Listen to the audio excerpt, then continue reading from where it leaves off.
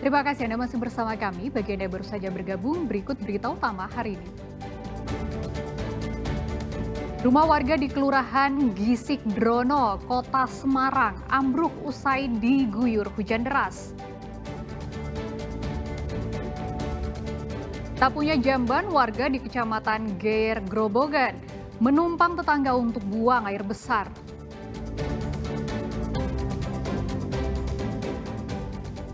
Inovasi mahasiswa ubah udara jadi air bersih yang bisa langsung diminum.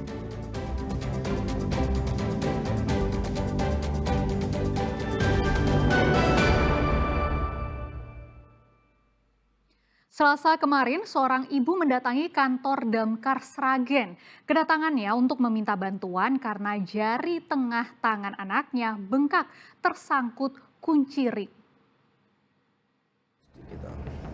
Nanti jangan nangis ya. Jaga anak Anda saat bermain. Jika tidak, hal seperti ini mungkin saja terjadi. Seorang anak laki-laki menahan sakit lantaran jari tengahnya tersangkut kunci ring.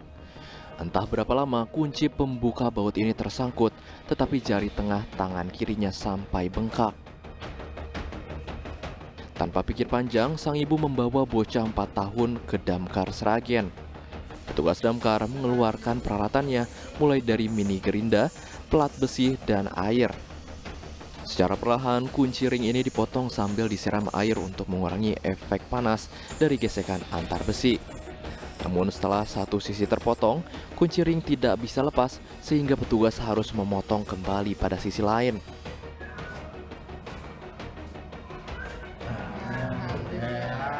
Setelah 10 menit berjalan, akhirnya kunci ring berhasil terlepas. Tadi datang ke sini dengan keluhan jarinya itu dimasuki benda seperti ini. Jadi ini kunci, sebelumnya kunci untuk buka baut ya. Tapi nggak tahu di mana tadi dimasukkan ke jarinya dan nggak bisa dilepas.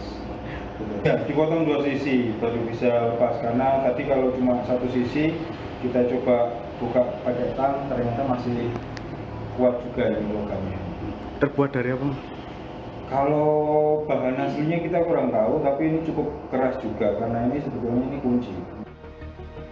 Sang ibu mengatakan ia tak melihat langsung kejadiannya. Namun ia curiga anaknya mengambil kunci ring untuk dipakai bermain bengkel-bengkelan dengan sepeda barunya. Ia juga terkejut melihat anak kunci ring tersangkut di jari tengah tangan kiri anaknya. Segala upaya dilakukan, tetapi tak membuahkan hasil. Sepedanya kemarin baru mas, itu buat mainan buka-buka itu bautnya, kadang dudukannya itu lepas, mau dibenerin sendiri gitu. Sih yang boci dicoba nggak bisa, harus pakai minyak itu baby oil itu juga nggak bisa.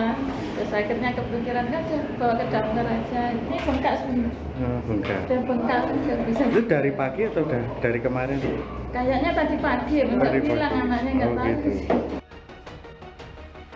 Peristiwa ini mengingatkan kita untuk mengawasi anak saat bermain agar menghindari hal-hal yang membahayakan. Heri Prasetyo melaporkan dari Sragen.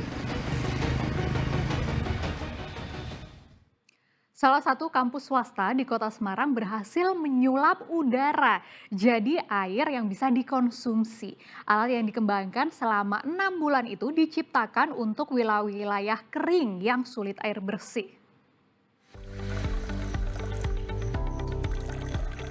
Layaknya dispenser minuman pada umumnya kan? Namun yang satu ini berbeda.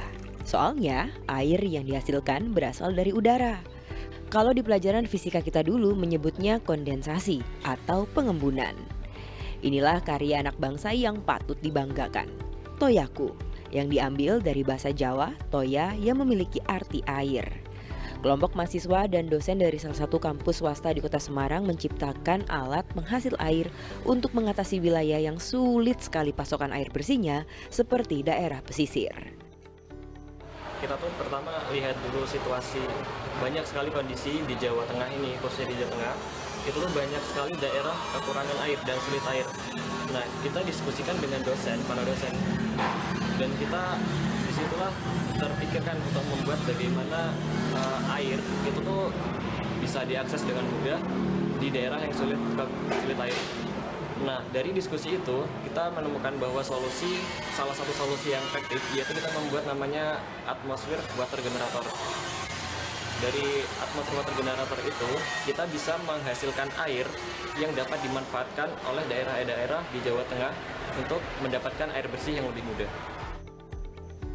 Sistem kerja alat ini berawal dari penangkapan uap air di udara lalu mendinginkannya sampai terkondensasi menjadi air.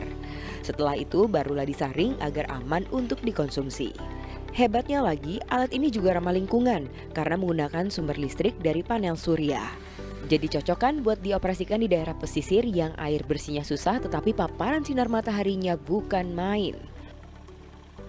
Tujuannya adalah untuk mengatasi kelangkaan air untuk daerah-daerah tertentu, misalnya daerah pesisir ya, di mana air payau, air asin gitu ya, jadi penduduk sulit untuk mendapatkan air tawar untuk minum.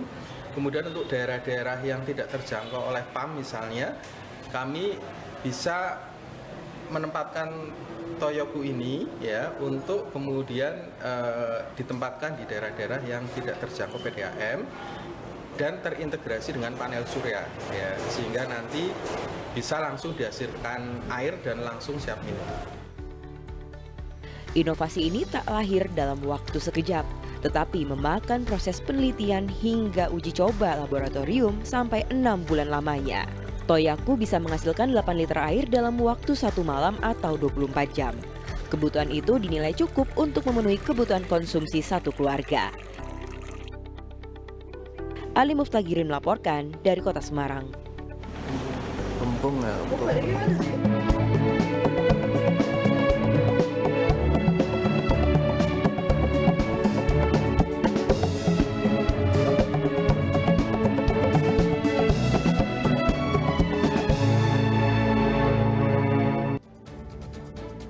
Informasi tadi mengakhiri jumpa kita di Berita Jawa Tengah. Jangan lupa pastikan Anda untuk subscribe channel YouTube Liputan 6 SCTV Daerah. Saya Frin Merina pamit, selamat beraktivitas dan sampai jumpa.